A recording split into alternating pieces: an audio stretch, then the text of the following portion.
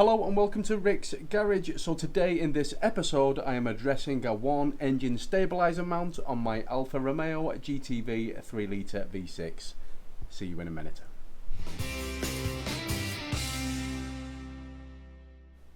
So, as I've already mentioned, today's episode is about replacing this engine stabiliser mount. So the first thing I'm going to do before I unbolt that is put a trolley jack just underneath this sump.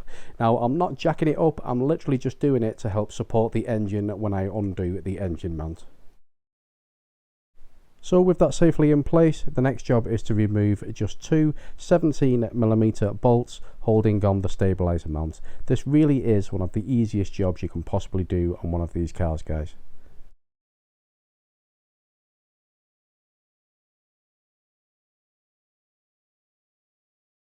So with those two bolts now removed, the mount should pull out of the bracket with very little resistance, and initially it looks like the bushes are okay.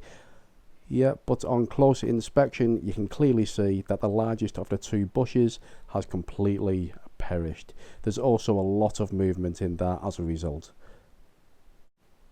Now, as a result of a bush being worn like this, some symptoms you may experience are excessive engine vibration, excessive engine movement, but a worn bush and stabiliser mount such as this can also put extra stress on your exhaust system, particularly the exhaust manifolds. So yeah, it isn't good. So personally, I have a hydraulic press in my garage. I am lucky enough to have one of these, but I do understand that most people do not. So for those of you who don't have a press, the most popular DIY method is to cut the rubber and push the centre out. Then you will be left with the metal ring just here. Then you can put a hacksaw blade through the centre and just cut these rings. But be careful that you don't cut the arm of the bush. Yes, that is the alternative and the most common DIY method for removing these bushes.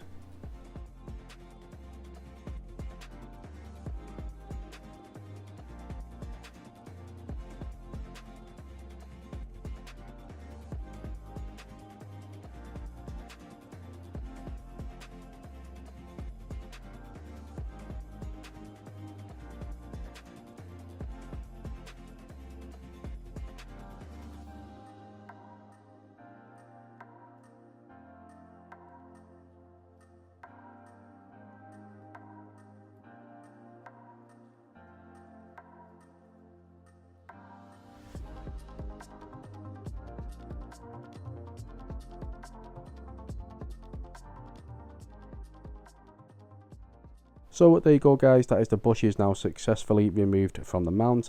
Now yes, that did take me at least a good 5 minutes worth of messing around to get them out, but it was a lot cleaner and I'm sure a lot quicker than what it would have been to cut them out.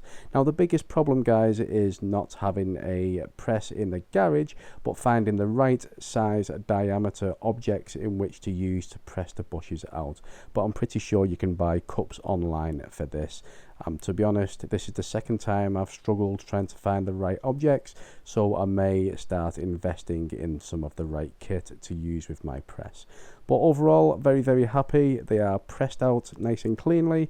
So yeah, I may give this a quick lick of paint, me being me. Ooh, should I? Shouldn't I? So yes, you know me, guys, I just couldn't help it. I had to give it a quick rub down and a quick lick of paint, but I hope you'll agree it does make all the difference. Just some nice gloss black paint, nothing special. So you can buy brand new engine stabiliser mounts online, but they retail for anywhere between £80 and £110 from what I have seen. Personally, I think that's excessive, so the alternative is to buy the Powerflex polyurethane bushes. Now, I'm not going to get into a debate, guys, on Powerflex versus OEM rubber. To be honest, I'm just not interested, but for this application I did decide to go with the Powerflex because it's just more cost effective and these should last the life of the car. Now, these are very supple, being the yellow type that they do as compared to the black series or the purple series, but to be honest, the yellow is the only thing that Powerflex offer for this particular application. Now, with polyurethane bushes, long-term subscribers of mine will know that I always fit polyurethane bushes with PTFE tape. Yes, I normally do that with suspension bushes, but for these I'm not going to bother doing that because there's just not a lot of rotational force going on with these bushes. It's literally just a stabiliser mount, so to be honest, I just don't think it's necessary for this particular application. But for those of you who want to know my trick for fitting polyurethane bushes with PTFE and the reason why I do that, then you can click on the link in the top right hand corner of your screen right now. Now, as for assembly of the polyurethane bushes, as you can see, you have two halves which go together to make one complete bush, and then the stainless steel insert goes straight through the center. So assembly is very easy. We've got the supplied grease, as you can see just here. We're going to apply a little bit of grease to each side of the bush.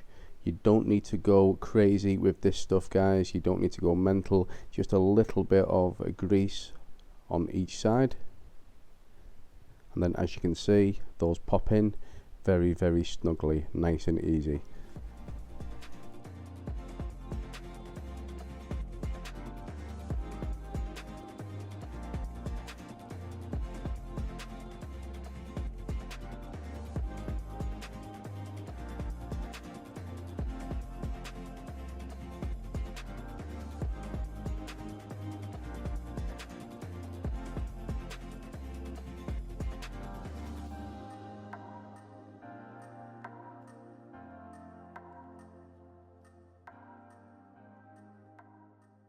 So there you go, guys, fitting polyurethane bushes. As you can see, it really is very easy, and to be honest, for me it's quite satisfying. Okay guys and girls, now before I fit this engine mount back onto the car, there's just one little issue that I wanted to clear up once and for all. Which way round does this engine mount actually go? Now, when I bought this car, this engine mount was fitted this way, with the largest bush fitted inside the bracket and the smallest bush up against the engine. Now, on one of my previous videos, a subscriber pointed out and said that, Rick, your engine mount is fitted the wrong way round. The largest bush should be up against the engine. And I thought, maybe it could be right. So naturally, I went online to find out some information, and I found nothing but confusing, contradictory information. Some people genuinely arguing online, saying the largest bush should go inside the bracket, others saying it should be against the engine. So which way round should this bracket actually be mounted? Well, the answer for me lay inside the Powerflex kit, because inside the kit you get two large washers for the largest bush which go up against the engine mount. Those are there to support the bush, to stop it sliding back over the bolt. Now, for the smallest bush, the washers aren't needed because this one is heavily supported thanks to the bracket up against the strut tower. So there you go. I hope that explains it. I hope that makes sense.